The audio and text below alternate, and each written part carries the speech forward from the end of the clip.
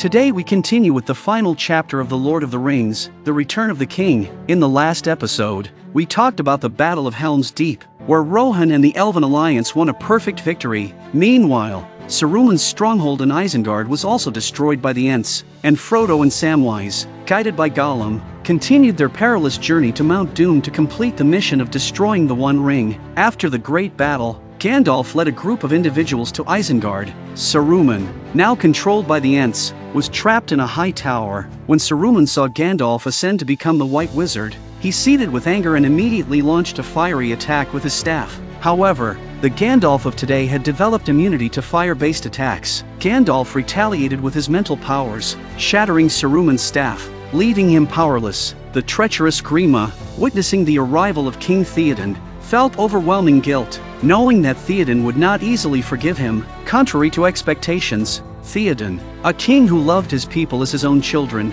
was willing to accept Grima back if he abandoned Saruman. Unfortunately, Grima received a brutal beating from Saruman. While the people are still negotiating, Grima takes a dagger from her back and stabs Saruman several times. Legolas, the elven prince, swiftly shot arrows to stop Grima, but it was too late to save Saruman's life. Saruman fell from a towering spire, impaled on a windmill, accompanied by a magical communication device known as the palantir. This crystal ball is the magical communication device for Saruman and Sauron to communicate with each other. Its magical powers were not within everyone's control. At night, Legolas looked into the sky and saw that the stars had been darkened. The dark clouds to the east are stirring, and it seems that Sauron's dark forces are beginning to have a motive. Late at night, after everyone had gone to sleep, Pippin's curiosity got the better of him and he took the crystal ball from Gandalf's arms. Pippin wanted to experience the mysteries held within the crystal ball for himself. As he carefully touched and explored the palantir,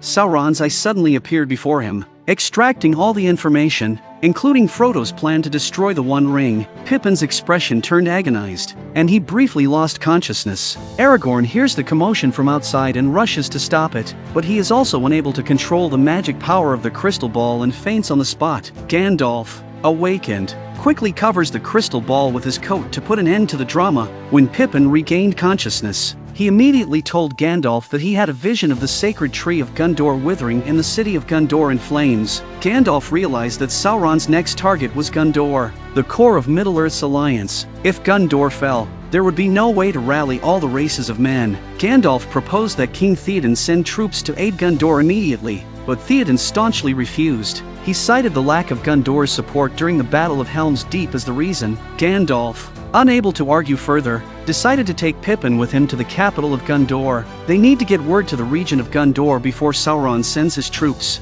so they can get the alliance assembled and ready for war. In the Lord of the Rings series, the One Ring was once held by these three hobbits, with Gollum being the longest-lasting bearer. He relied on the One Ring's invisibility power to eavesdrop on the people of the Shire in Char and steal from them. Eventually, Gollum was driven out of Char and hid in the Misty Mountains, where he survived for 500 years, gradually transforming into a creature neither fully human nor entirely ghost-like. After 500 years, the One Ring betrayed Gollum and left him. Bilbo came across the One Ring during an adventure and became its possessor. Bilbo, using the power of the One Ring, aided Thorin and the dwarves in reclaiming the Lonely Mountain. He held the ring for 60 years, demonstrating the hobbits' remarkable resistance to its corrupting influence. That's why Gandalf gave Frodo the task of destroying the One Ring. Together with his loyal gardener Samwise, Frodo embarked on the perilous journey to destroy the ring. However, their journey was far from smooth. They encountered various challenges, including treacherous terrain, inclement weather, and the need to camp out in the wilderness. Despite the hardships, the hobbits endured without complaint, displaying their resilience and determination. One misty morning, as they ventured through the mountains, they realized that someone had been trailing them. At night, they pretended to be asleep to lure the pursuer into revealing himself. And sure enough, Gollum came slowly towards them behind him, and he longed for One Ring to come back to him again. When Gollum attempted to take the ring from Frodo, a struggle ensued.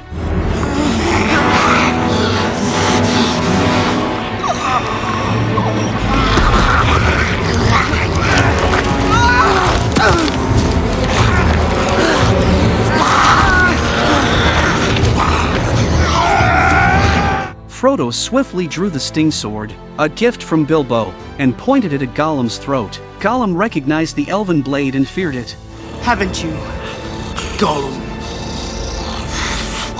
Using elven rope, Frodo bound Gollum. Samwise suggested that Gollum be tied up and thrown down the mountain, but Gollum swore loyalty to the ring's master. Moved by compassion, Frodo spared Gollum's life. Gollum had been captured by Sauron and escaped, so he must have remembered the way to the base of the volcano. So Frodo decided to leave Gollum behind to help them lead the way. Gollum proposed a shortcut through the Dead Marshes, a place where humans and elves had waged their first war against Sauron. Thousands of years old remains of the fallen still littered the area, while ghostly flames continued to burn along the sides of the road. Gollum cautioned them to be extremely cautious with each step. Suddenly Frodo is involuntarily captivated by the body in front of him, and his entire body falls into the swampy lake. He saw the dead soul of orcs asking for the One Ring. In a panic, Gollum pulled Frodo back to safety. Don't follow the lights. Later that night, they heard the eerie cries of the ringwraiths. Frodo sensed that the ringwraiths were being drawn to the One Ring. Samwise quickly hid Frodo in a concealed spot. Before ringwraith were drowned by the elf princess flood, but they not only didn't die, but also advanced to become ghost riders. They circled above the marshes, and the creatures emitted eerie noises in an attempt to lure them out. Gollum warned the others not to make any sound. After a lengthy search, the ringwraiths departed from the marshes. Gollum urged them to continue and reach the border of Mordor that night. After a rugged journey, they finally saw the Black Gate of Mordor, but the trumpets of Mordor were sounding loudly, and the gates were slowly being pulled open by the two giants. Massed legions of orcs are gathering to march on the kingdom of Rohan. It was evident that a great battle was imminent. To reach Mount Doom, they had to pass through this gate. Suddenly, a loose stone under Samwise's foot gave way, and it tumbled down the slope. Ignoring the danger, Frodo rushed down to rescue Samwise. The falling dust was noticed by mercenaries nearby. Just as the mercenaries come forward to observe, Frodo quickly hides them with his elven cloak and escapes. With the gate about to close, they rushed forward, but Gollum pulled them back. Gollum proposed an alternative path that would bypass Mordor and lead them directly to Mount Doom. However, this path was fraught with dangers and challenges. To fulfill their mission, Frodo decided to let Gollum lead the way. Samwise insults Gollum along the way, and Frodo gets upset. Frodo believed that Samwise should not treat their companion in such a harsh manner. Samwise warned Frodo that Gollum could turn against them at any moment. It was only a matter of time. Frodo, on the other hand, argued that Samwise could never truly understand what the One Ring had done to Gollum. Despite the ring having been separated from Gollum for a time, it continued to torment his body. Both being ring-bearers, Frodo empathized with Gollum's pain and believed he could help Gollum find redemption. Despite their differences, Samwise's unwavering commitment was to protect Frodo above all else. They had a little disagreement. Gollum is degraded in size but still cunning and perceptive. He also senses a breakdown in their relationship and plans to sow discord between them so that Samwise can leave the expedition and he can reclaim the One Ring. Gollum takes a break midway through to hunt and be constantly ingratiating with Frodo, making Frodo feel that Samwise is a redundant presence.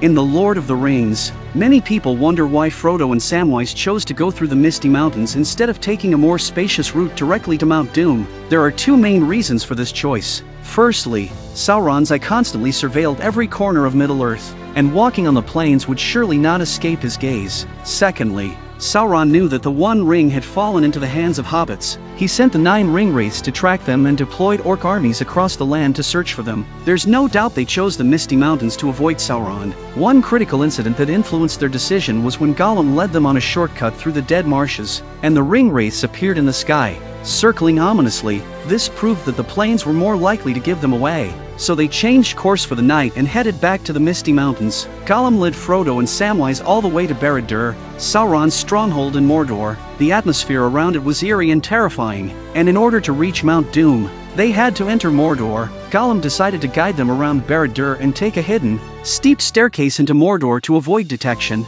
Suddenly, the One Ring resonated with Sauron, causing Frodo to uncontrollably move toward the main gate. Fortunately, Samwise and Gollum managed to pull him back in time. The ground started shaking, and a green light shot up from Barad-dûr, visible even in the distant city of Gondor. Everyone in the distant city of Gondor saw it too. Frodo's condition worsened as they approached Mount Doom. As the One Ring's influence over him intensified, they had no choice but to hide behind rocks and assess the situation. The Witch King of Angmar, the leader of the ringwraiths, stood on a winged creature above the gate. emitting a chilling and discomforting sound. With a roar from the dragon, legions of orcs poured out of the gates of Barad-dûr. These legions include not only orcs, but also southern human mercenaries who have succumbed to Sauron. Middle-earth was on the brink of an epic battle, and they couldn't afford to linger. They had to reach Mount Doom and destroy the One Ring before the impending war. This secret staircase was actually arranged by Gollum. He knew that the staircase would lead them through a tunnel where fear and death would await them. Gollum's ultimate goal was to reclaim the One Ring from Frodo, but Samwise remained highly vigilant throughout their journey. You listen to me. You listen good and proper. Anything happens to him, you'll have me to answer to. Along the way, Gollum whispers softly in front of Frodo to provoke their relationship. Gollum tells Frodo that Samwise is trying to steal the One Ring. During a rest break, Gollum crushed the remaining elven bread and scattered it on Samwise, then threw the rest down a cliff. When they woke up, Gollum accused Samwise of stealing all the provisions. By this time, Samwise had already guessed that Gollum was the one who was stirring up trouble. In a fit of pique, Samwise knocks Gollum to the ground and beats him up. Gollum continued to sow discord between Frodo and Samwise, making Frodo recall a statement Samwise had made earlier. I could carry it for a while. Frodo, deceived by Gollum and compelled by the One Ring in his body, drives Samwise back to Char in a fit of rage. Samwise left the expedition with tears in his eyes. Samwise realizes that Gollum has thrown his rations down the mountain. It's obvious that Gollum got rid of him on purpose and is going after Frodo next. As aggravated as he was, Samwise couldn't let his best mate be threatened. Samwise immediately turned around and chased after him. Gollum led Frodo to a dark and deep cave at the mountaintop. And here, Gollum's true intentions were revealed. He left Frodo alone in the cave, hiding nearby. Frodo was caught in Gollum's trap and a large spider came at him with its bloody mouth open. In his panic, he remembers the starlight that Galadriel gave him, a source of light that all the forces of darkness would be a little afraid of, plus the sting that Bilbo gave him. Spider backed down a bit. During the chase, Frodo gets entangled in a spider's web and can't move. The cunning Gollum smiles in front of him, and the big spider follows behind him. At the critical moment, Frodo cuts the web with sting and breaks free. Gollum, seeing an opportunity, lunged forward to steal the One Ring. In the ensuing struggle, Frodo managed to push Gollum away into the depths of the cave. With the cave's exit in sight, a giant spider slowly approached Frodo from behind. It pierced Frodo with a sharp stinger, causing him to foam at the mouth. The spider then wrapped Frodo in its web and carried him away.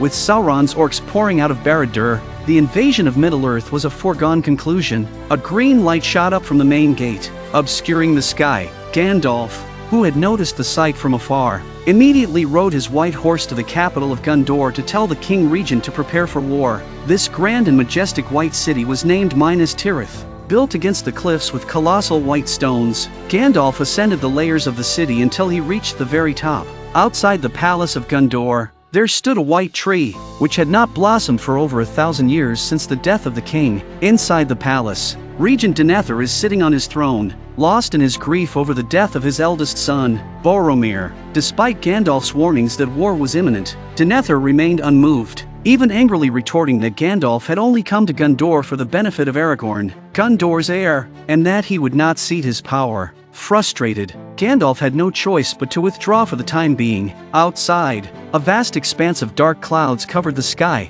a result of the dense smoke Sauron's forces had released before their march. Because Mordor's orcs feared sunlight, Sauron blocked out the sun to facilitate their march. As the dark clouds extended to Gondor, it signaled the imminent arrival of the great battle. With no time to waste, Gandalf immediately sent Pippin to stealthily climb a high tower and ignite a beacon for aid. The first beacon blazed into a roaring fire. Observing this, the guards at other mountain peaks lit their beacons one after another to convey the message of support. The beacons spread all the way to the borders of the kingdom of Rohan. Aragorn, upon witnessing this scene, quickly rushed to the council hall to report to the king of Rohan. The beacons are Minas City! The beacons are lit! Upon hearing the news, King Theoden hesitated for a few seconds but then immediately ordered the mobilization of his entire army to march towards Gondor, with the imperative of reaching the capital within 3 days. Meanwhile, Faramir was stationed at the border of Gondor, guarding a crucial fortress. The opposite bank appeared unusually quiet, indicating that the orc army was silently approaching. As expected, within the mist, the orc army advanced under the cover of night. An alert guard noticed them but was shot dead by an arrow before he could sound the alarm. Everyone, upon hearing the disturbance, immediately moved quietly to prepare for defense. The orc army began landing one by one. Faramir took the initiative to confront the advancing orcs. If the fortress fell, Gondor would be the next target, so they had to hold the line and await reinforcements. However, the enemy's numbers far exceeded Faramir's expectations. Orc legions had infiltrated the fortress through multiple routes. The encounter battle raged on throughout the night and was not successfully defended. It was evident that the orcs greatly outnumbered their forces. Faramir made the difficult decision to abandon the fortress and ordered everyone to withdraw to Minas Tirith. Before they could escape, they were ambushed by several ring wraiths. Come back to Minas Tirith! Horses can't fly as fast as ring wraiths. Most of the soldiers were taken away by ring wraiths on the way.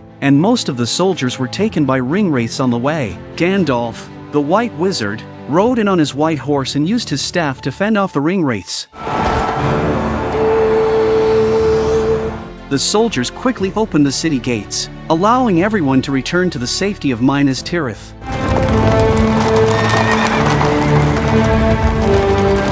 Faramir received no consolation from his father. Upon learning that the fortress had fallen, Denethor erupted in anger, blaming Faramir for not holding the line and suggesting that Faramir should have died valiantly on the battlefield instead of retreating to the city. Tears welled up in Faramir's eyes as he was overwhelmed with sadness. In a desperate attempt to gain his father's approval, Faramir decides to return to the outskirts of the city with the remnants of his army to retake the lost fortress. Everyone knew deep down that almost no one would return alive. Over 100 knights charged towards the enemy lines, but even before they clashed in combat, they were all brought down by a rain of orc arrows.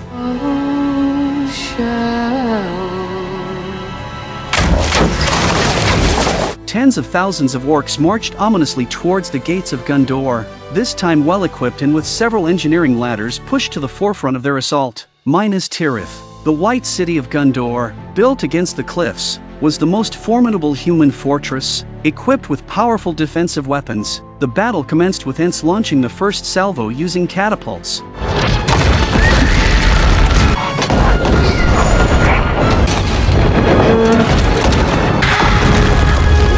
The humans responded in kind. The humans retaliated in kind with their own siege weapons, and in the initial exchange, neither side gained a decisive advantage. However, the orcs dispatched the 9 ring wraiths into the air to launch a sudden assault on the humans. They swiftly destroyed some of the humans' siege weapons on the walls. Simultaneously, the guards on the walls were attacked by the ring wraiths, causing chaos among the defenders. Seeing the situation, Gandalf immediately rallied the troops, boosting their morale and launching a counterattack. Using the catapults, they systematically demolished the engineering ladders brought forward by the orcs. Ringwraith kept circling in the air to harass and destroy the human engineering weapons one after another, which directly made the soldiers below the defending city fearful. Taking advantage of the confusion of the human army, Ents pushed all the heavy siege ladders to the edge of the city wall. In the face of the arrows' attack, Ents didn't have the slightest intention of retreating. The siege ladders carried a large number of orcs onto the walls. I didn't expect the orcs to challenge the human defense at the beginning of the battle.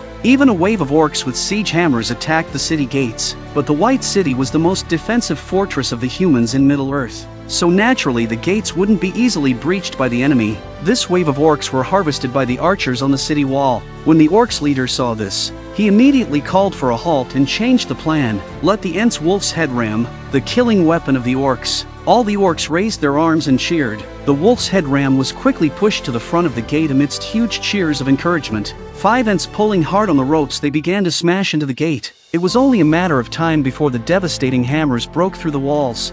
Gandalf quickly ordered the frontline troops to fall back and defend the city gates. The battle had transitioned from dusk into night. The gates were finally breached by the orcs under the constant pounding. The overwhelming presence of the orcs began to demoralize the defenders, and fear started to creep in. 4 trolls, wielding maces and heavily armored, charged into the city, compounding the dire situation.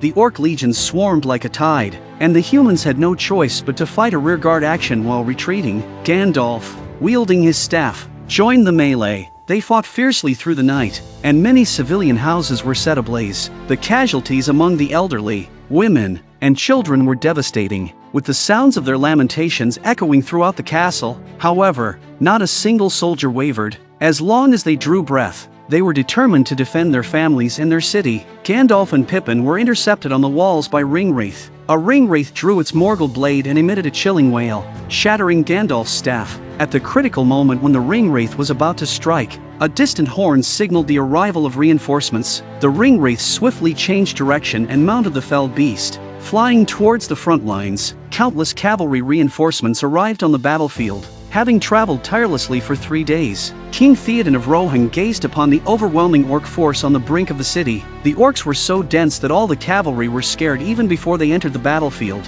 The leader of the orcs immediately ordered them to turn around and prepare for battle, but Rohan's cavalry would not back down out of fear. The hard men on horseback would only fall in the way of the charge. Before the soldiers of Rohan charged into the battle, Theoden delivered an impassioned speech, rallying their spirits.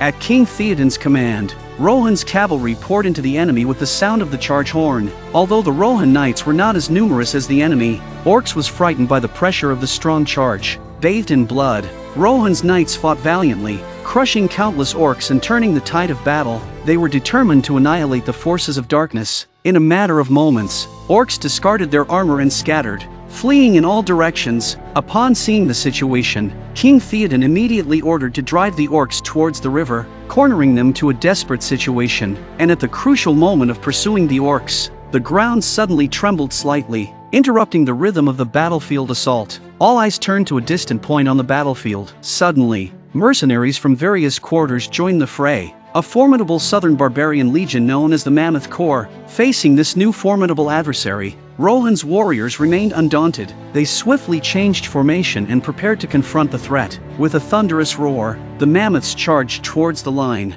Rohan's cavalry, too, sounded their charge. Rohan's battle-hardened warriors, displaying unwavering bravery, clashed with the Mammoths. However, the humans were like ants before the immense might of the elephants, easily swept aside by their colossal tusks. The thick-skinned and robust mammoths made it impossible for the Rohan cavalry to find a way to attack. The mercenaries atop the mammoths wreaked havoc among the human defenders, resulting in devastating casualties and leaving the humans seemingly defenseless. The mammoth pulls on the steel spikes, killing the charging warriors one by one. Rohan's experienced generals quickly identified a breakthrough strategy. If they could take down the controllers atop the mammoths, it would disrupt their rhythm and halt their advance. Mammoths soon stumbled and collided with one another as the controllers were eliminated, rendering them ineffective. The remaining humans focused on targeting their adversaries' fatal weaknesses.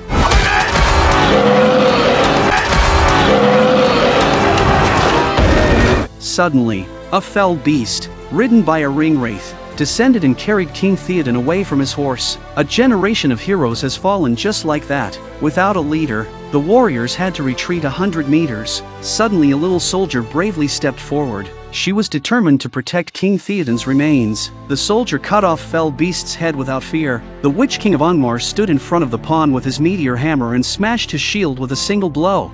A hand on the throat of the rope lifted the pawn high in the air and said, "Die now." Just in the nick of time, Pippin attacked Witch King of Angmar from behind and freed the pawn from his bonds. The pawn took off his helmet and said, "I am no man." The Witch King of Angmar, never expecting her to be a woman, was directly corroded by her sword, disintegrating his body. Nonetheless, the odds still favored the Orcish legions. Orcs forced to the riverbank finally saw their salvation as pirate reinforcements arrived. As the orcs angrily berated the tardy pirates, Aragorn, Legolas, and Gimli leaped from their ship. The sight of this trio struck terror into the hearts of all orcs. Aragorn, wielding the Anduril sword, commanded an army of 100,000 undead warriors. The horrific undead were incorporeal and even invulnerable. They ignored the terrain and physical damage and trampled the charging orcs. Aragorn claimed the head of the orc leader, further disheartening the enemy. Facing the charging mammoths, Legolas displayed exceptional agility. He leaped onto the tusks of the mammoths and swiftly climbed to the top. In a short span, he systematically eliminated the controllers. Legolas then grabbed a piece of twine hanging from the middle of Mammoth's stomach and cut the rope with a single slash. The unbalanced elephant's saddle quickly fell to the other side. Legolas ran to the top of Mammoth's head and fired 3 arrows on Mammoth's canopy. The pain was so intense that Mammoth fell down with a thud. Legolas gracefully landed on the ground, following the nose of the mammoth. Aragorn, wielding the Anduril sword, swiftly dispatched hundreds of orcs. The Legion of the Dead, following behind, swiftly cleared the battlefield of all remaining foes. Inside the White City, orcs still pressed on towards the Citadel's throne room. The last remaining defenders at the main gate held their ground as the final line of defense. But soon, the Legion of the Dead surged up the fortress, defeating all the orcs within. As the dark clouds slowly dispersed, it signaled a comprehensive victory in the defense. However, this victory came at the cost of countless lives. After the war's end, Aragorn fulfilled his promise and released all the undead. They ascended with the breeze, dissipating along with the smoke of battle, finding peace at last. On Frodo's side, he was ensnared by the 1,000-year-old giant spider, wrapped in spider silk.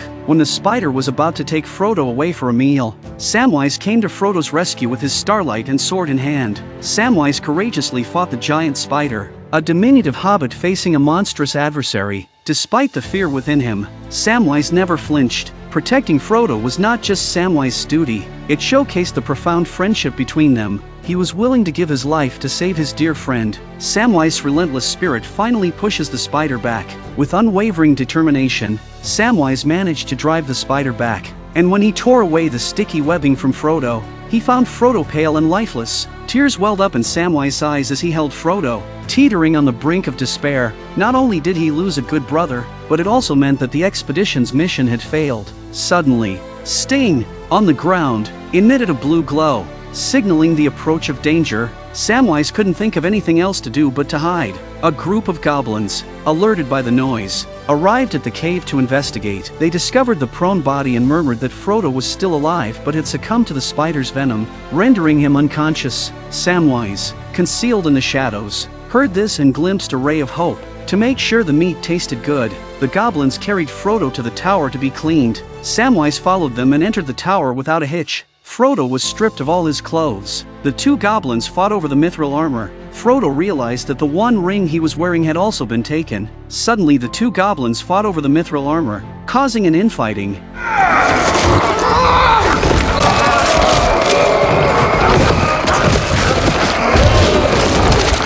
Samwise took this opportunity to enter the tower and made his way to Frodo's cell. Along the way, he confronted 3 orc guards, using Sting to defeat them.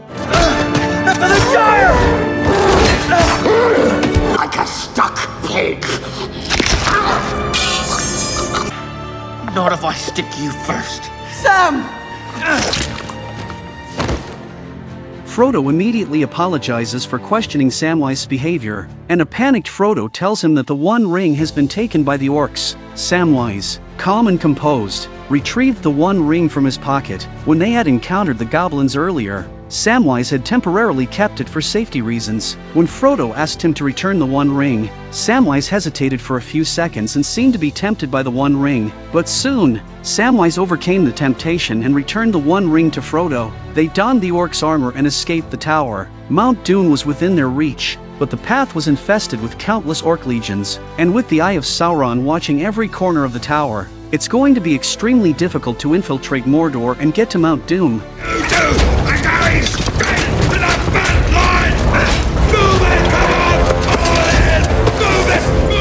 They cunningly disguised themselves as they blended into the orcs' ranks, hoping to pass through Mordor unnoticed. At this point, Sauron's orc armies were still assembling, preparing to march on Gondor. The orcs were afraid of the sun, so they used a dark cloud to block out all light. They trailed the orc horde throughout the night. Frodo's frail body couldn't withstand the exertion, and the closer they got to the volcano, the deeper the One Ring's corruption gnawed at him. The leader of their escort was about to inspect their group. To avoid detection, Samwise and Frodo staged a fight, creating chaos among the orcs. Seizing the opportunity amidst the turmoil, they slipped away from the marching column. The victory in Gondor was complete, but Frodo and Samwise remained in dire peril as they journeyed forward. After careful consideration and unanimous agreement, they decided they needed to create a diversion to draw Mordor's attention away, buying Frodo and Samwise more time and a better chance to reach Mount Doom. Aragorn took decisive action, using a crystal ball to establish contact with Sauron and wielding the sacred sword of Andúril in an open challenge to Sauron. He declared himself as Aragorn,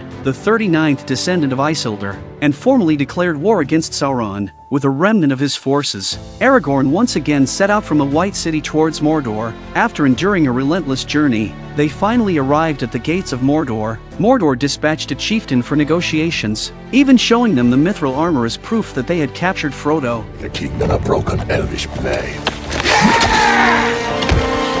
Aragorn would not believe their lies. As the gates of Mordor slowly swung open, a tide of 100,000 orcs poured forth. Go back! Rohan's 5,000 knights are surrounded by the orcs. Aragorn stepped forward to rally and inspire the troops with a pre-battle speech. I bid you stand! Men of the West! As more and more orcs joined the battlefield, both sides readied themselves for the imminent clash, waiting for the charge signal. Aragorn looked back at his comrades, uttering just one phrase, "For Frodo." With his sword held high, he charged into the enemy ranks, and the rest of the soldiers followed, raising their voices in a battle cry. This decisive battle was not only about buying time for Frodo but also about fighting for the peace of Middle-earth. As the battle began, the orcs sent fell beasts for an aerial assault. Gandalf, in response, began chanting incantations and summoned the giant eagles from the Misty Mountains. In no time, the eagles drove all the fell beasts away, forcing them to retreat to Mordor. At this point, all of them are tired and in a bitter struggle. Orcs even sent their armored ents and trolls to join the battlefield. It was a battle with seemingly no chance of victory, but the soldiers were willing to sacrifice their lives if it meant gaining even a moment for Frodo and Samwise. Unknown to them, their valiant efforts provided a distraction, allowing Frodo and Samwise to elude Sauron's watchful eye. Mount Doom's entrance was just a step away, but their bodies could no longer withstand the heat of the volcano. Frodo has been severely affected by the One Ring, and his body is completely exhausted and weakened. Samwise picked up Frodo with tears in his eyes and encouraged him to persevere. At this critical moment, Samwise, acting as the best support, made a decisive move that completely broke my defense. I can't carry it for you, but I can carry you! Come on! Samwise used his tired body to carry Frodo on his shoulders. His eyes were red and he walked towards the entrance of the volcano step by step with his indomitable spirit. The Lord of the Rings may not have Frodo, but it can't have Samwise.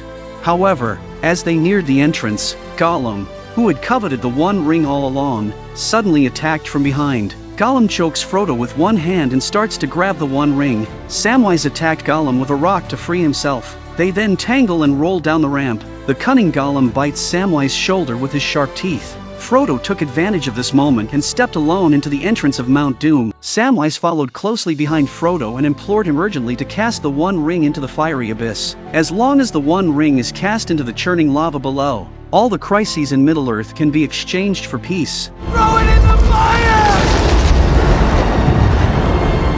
At the critical moment, Frodo's body and consciousness could not resist the temptation of the One Ring. Just as the final moment arrived, Frodo put on the One Ring and vanished before Samwise's eyes. Gollum, who had been consumed by an insatiable desire for the One Ring, also arrived at this spot. He eagerly followed Frodo's footsteps and leaped upon him, frantically attempting to seize the One Ring, until Frodo's finger was bitten off by Gollum. His body gradually became visible. In the end, Gollum managed to reclaim the One Ring, and he celebrated with jubilation, clutching it to his chest and muttering to himself. Frodo rushes forward to grab the One Ring again, and the two of them wrestle and fall off the cliff. Gollum clutched the One Ring to his chest and fell into the searing hot lava. The One Ring was finally utterly destroyed. Fortunately, Frodo managed to cling to a rock at the edge of the cliff, and Samwise caught up, hastily pulling him back to safety on the shore. Meanwhile, Aragorn and the remaining soldiers continued to fight valiantly. Suddenly, in the distance, a tremendous rumbling indicated that Mount Doom was about to erupt. Sauron's eye, atop its dark tower, collapsed with a deafening crash. Witnessing this spectacle, Everyone knew that Frodo had succeeded. As Sauron's eye fell, Mordor began to crumble, and the orc armies scattered in panic.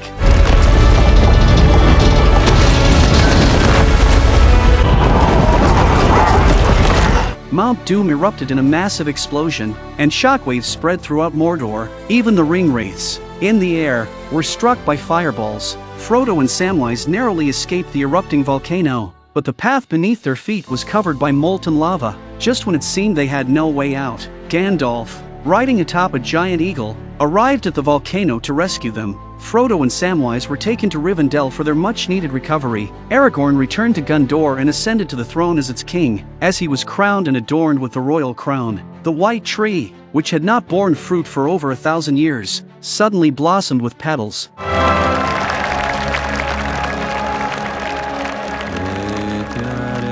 Finally, the ring-bearers, Bilbo and Frodo, departed on a swan ship with Galadriel. They received a reward from the Vala and sailed to Aman. The Lord of the Rings trilogy concludes at this point. Next, I will continue to share new stories with you.